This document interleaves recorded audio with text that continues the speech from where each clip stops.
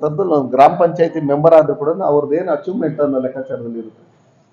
ಅವರು ಗೆದ್ದ ನಂತರ ಏನ್ ಕೆಲಸ ಮಾಡಿದ್ದಾರೆ, ಅವ್ರ ಇಲಾಖೆಯಲ್ಲಿ ಏನ್ ಕೆಲಸ ಮಾಡಿದ್ದಾರೆ ಅನ್ನೋ ಲೆಕ್ಕಾಚಾರದಲ್ಲಿ ಬಂದಾಗ ಟೋಟಲಿ ಝೀರೋ ಇರೋದ್ರಿಂದ ಅವ್ರ ತಂದೆನೂ ಝೀರೋನೇ, ಅವರು ಪ್ರಿಯಾಂಕ್ ಖರ್ಗೆನೂ ಝೀರೋನೇ. ಅವರು ಏನೇ ಮಾಡಿ ಅಕ್ರಮ ವಲಸಿಗರಿಗೆ ಇಲ್ಲಿ ಶಾಶ್ವತ ನಿವಾಸಿ ರೆಸಿಡೆನ್ಸಿಯಲ್ ಸರ್ಟಿಫಿಕೇಟ್ ಕೊಡ್ಬೇಕನ್ನೋದೊಂದು RSS ವಿರುದ್ಧವಾಗಿ ಮಾತಾಡಿದ್ರೆ ನನಗೆ ರಾಹುಲ್ ಗಾಂಧಿ ಅವರ ಹತ್ರ ನೆಕ್ಸ್ಟ್ ನಾನು CM ಗೇಮ್ ಆಗ್ಬೇಕನ್ನೋ ಲೆಕ್ಕಾಚಾರದಲ್ಲಿ ಬಂದಾಗ ನನ್ ಸಪೋರ್ಟ್ ಮಾಡ್ತಾರೆ ಅನ್ನೋ ಲೆಕ್ಕಾಚಾರದಲ್ಲಿ ನಾನು RSS ಅವ್ರನ್ನ ಎದುರಿಸ್ತೀನಿ, ನಾನು ಹಂಗ್ ಮಾಡ್ತೀನಿ ಹಿಂಗ್ ಮಾಡ್ತೀನಿ ಅಂತ ಹೇಳ್ಬಿಟ್ಟು ಅವ್ರು ಹೋಮ್ ಮಿನಿಸ್ಟ್ರಿ ತಗೊಂಡಿದ್ದಾರೆ. ನಾನು ಹೇಳೋದಂದ್ರೆ ಅವರು ಕ್ಷೇತ್ರದಲ್ಲೇ ಇವತ್ತು ಚಿತ್ತಾಪುರದಲ್ಲಿ ನೋಡ್ತಾ ಇದ್ರೆ ಅವರು ಕಾನ್ಸ್ಟಿಟ್ಯೂನ್ಸಿಯಲ್ಲಿ ಏನೇನ್ ಆಗ್ತಾ ಇದೆ, ಮಕ್ಕಳಿಗೆ ಸರಿಯಾದಂತ ಫುಡ್ ವ್ಯವಸ್ಥೆ ಇಲ್ದಿರ ಕಲುಷಿತ ಆಹಾರಗಳನ್ನ ನೀರನ್ನ ಸೇವನೆ ಮಾಡಿ ಅಲ್ಲಿ ಸ್ಕೂಲ್ ಬಿಲ್ಡಿಂಗ್ಗಳು ಸರಿಯಾಗಿದ್ದೀರ ಬಿದ್ದೋಗಿ ಚಾವಣಿಗಳು ಕುಸ್ತು ಬೀಳ್ತಾ ಇರ್ತಕ್ಕಂಥದ್ದು ಇದನ್ನೆಲ್ಲ ನೋಡಿದಾಗ ಅವ್ರಿಗೆ ಏನು ಕಲ್ಯಾಣ ಕರ್ನಾಟಕ ನಾವು ಕಲ್ಯಾಣ ಮಾಡ್ತೀರಿ ಅಂತ ಹೇಳ್ಬಿಟ್ಟು ಹೇಳಿದ್ರು.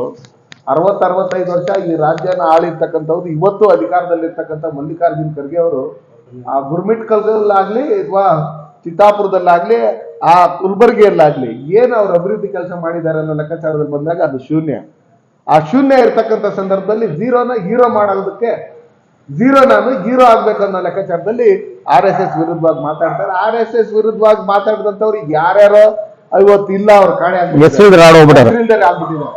RSS ಸರಿ ಅಂತ ಹೇಳ್ಬಿಟ್ಟು ಹೇಳಿ ರಾಹುಲ್ ಗಾಂಧಿ ಅವ್ರ ತಾತನೇ ಒಪ್ಕೊಂಡು ನಮ್ಮಲ್ಲಿ ಗಣರಾಜ್ಯೋತ್ಸವ ಸಂದರ್ಭದಲ್ಲಿ ಪರೇಡ್ಗೆ ಅವಕಾಶ ಮಾಡಿಕೊಟ್ಟಿರ್ತಕ್ಕಂಥದ್ದು, ಈ ಚೈನಾ ಜೊತೆಯಲ್ಲಿ ಯುದ್ಧ ನಡೆದಂತ ಸಂದರ್ಭದಲ್ಲಿ ಈ ದೇಶಕ್ಕೆ ಸೈನಿಕರ ಜೊತೆಲಿ ಸೇರ್ಕೊಂಡು ಈ ದೇಶದ ರಕ್ಷಣೆ ಮಾಡೋಕ್ಕೆ ಕೆಲಸ ಮಾಡಿರ್ತಕ್ಕಂಥದ್ದು.